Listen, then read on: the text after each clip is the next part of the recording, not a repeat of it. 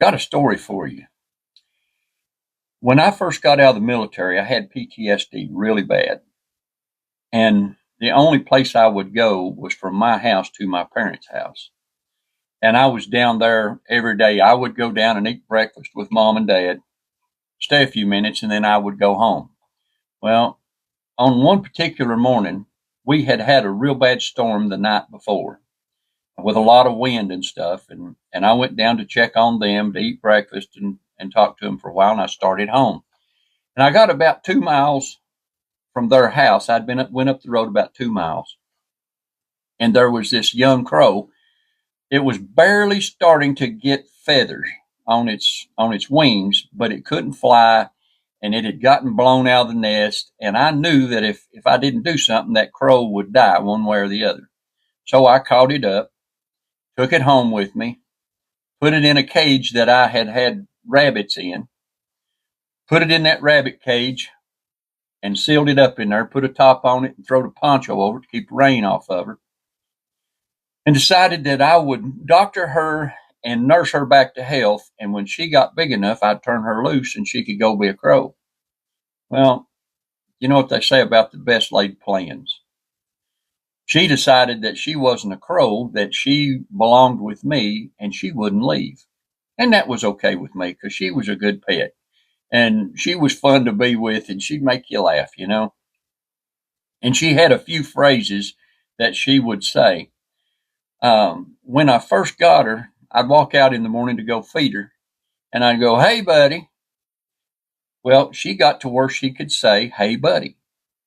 And when she got up big enough to fly a little bit and stretch her wings and stuff, I got her out, started putting her on my shoulder and letting her go with me, and she'd rattle and she'd clatter and she'd go on, and or she'd jump up on my head, and she discovered my shirt pocket. And she would steal stuff out of my shirt pocket if I had anything in it. Didn't matter what it was, she was going to get it.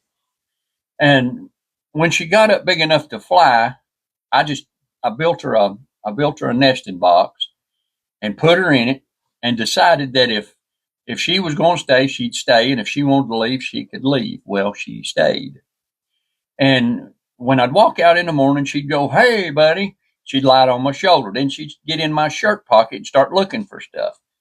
And I got tired of having to go up to her nesting box, get a ladder, go to her nesting box, and get stuff out of it that she had taken out of my pocket. So I got to where when she would lie on my shoulder and start for that shirt pocket, I'd push her out and I'd go, "No, don't do that." And one of her words that she would say was, just like that. And I don't know, I didn't think she knew what it meant. Not really. And then she learned the word moron. And I think my kid was teaching her. He'd call her a moron. And she got started saying moron. And she had some pretty choice words that he was teaching her too. It's how I caught him talking dirty.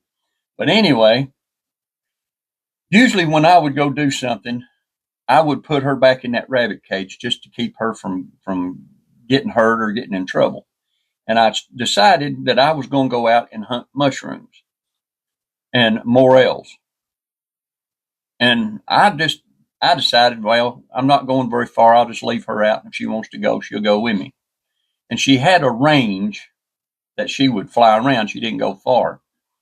But anyway, I started down through the woods, and here she come.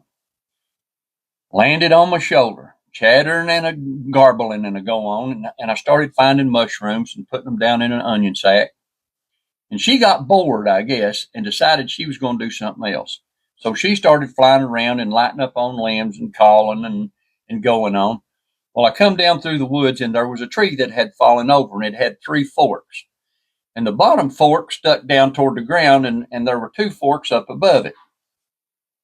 And I started down through there where it was at because I thought, maybe if there's any mushrooms, they'll be down there around that deadfall. Maybe I'll find some. And I got almost down to it, and she started acting funny. And she lit up on the tree, up on the trunk, and started going, And I didn't know what she meant. I just thought she was wanting to talk. And I said, "Hey, buddy." She said, "Hey, buddy." Kept walking. Then she said, "Hey, buddy." And I said, "What?" And she said, "Ant, ant, ant." She's just talking now. And the tree fork, I was getting up to it, and the fork was about where my neck level is. And she flew up on the limb that was pointed down toward the ground, the one by itself. And she said, "Moron. Eh, eh, eh, eh, eh, eh." And I said, "Corey, shut up." She said, "Moron. Eh, eh, eh." And she flew right up in my face to make me start. I thought she'd flogged me. I thought she'd lost her mind. It scared me, actually. And I jumped back and I batted her away. And I said, "What's wrong with you?" She went right back to that limb and she said, "Eh, eh, eh, eh, eh, eh, eh." So I knew something was wrong. And I thought, well, maybe it's going to fall and she knows it. So I kind of walk around it and start looking. And there's this big copperhead, probably 2.5 feet long. There was a hollow place up inside of that fork. And that copperhead was up inside that fork, and it was laying partly in, partly out with its head sticking out. And if I had gotten close enough to that, that copperhead would have bit me somewhere up in here in my face or my neck, and I'd have never known it till it was too late. That little crow saved my life. Hope you enjoyed the story. It's truth. God bless you. Have a great afternoon. Thanks for listening. Talk to you later.